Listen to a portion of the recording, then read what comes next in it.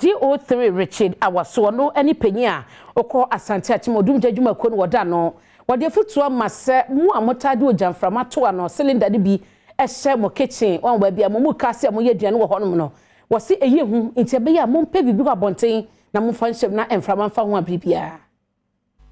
Asante Akyem Fire Service Commander D03 Richard Awaso ede futu amomanfo a womo ewo mpatemo se womo enhwe se gas cylinder womo ede nua womo enuane ewo womo ejade no womo nhwe se emme ejade no na nkofa ejahyehye emma wokire mu se enwo behia se omanfo ebeja ekwan ewo womo ejade echi no mo de gas cylinder esiwo no mo de pipe no atomu ede aba womo ejade no se ne ejahyehye bia enkoba.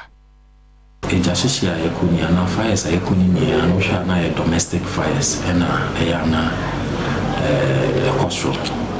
ni ya ese yimfifi ni muno eno na yana ijano etasi wo hopa na eyana ko ese ofa bibiti se kitchen na obeko kitchen no na ebi wo na gas ni leaki na ode di onu aduane ana di wo kitchen wo yema menum ni nyamba yi de eboba ato gas cylinder neso obekom nkwa na rubber seal nti nse so de bo beto so no obetimi ape omom ye hu eduma na omabo Wasanso ede futuo ema omanfo ise enhoma womo atwede ba womo efie no eye enyinamukane a ibi womo hwe se womo befa papa na womo nkofa de eho atochima na nkofa ejahyehye amreom ye electrical works we ohana wenya problem ketwa no akofa electrician.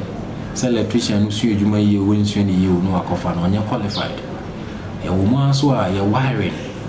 Bi wa na over age wires it so to me the jaba. Ni mu no eze itimi bo modern na. Ye make sure say once a while ye be rewiring. Said e jahyehye de wires over age wires e ba no sa ho no de betimi abra.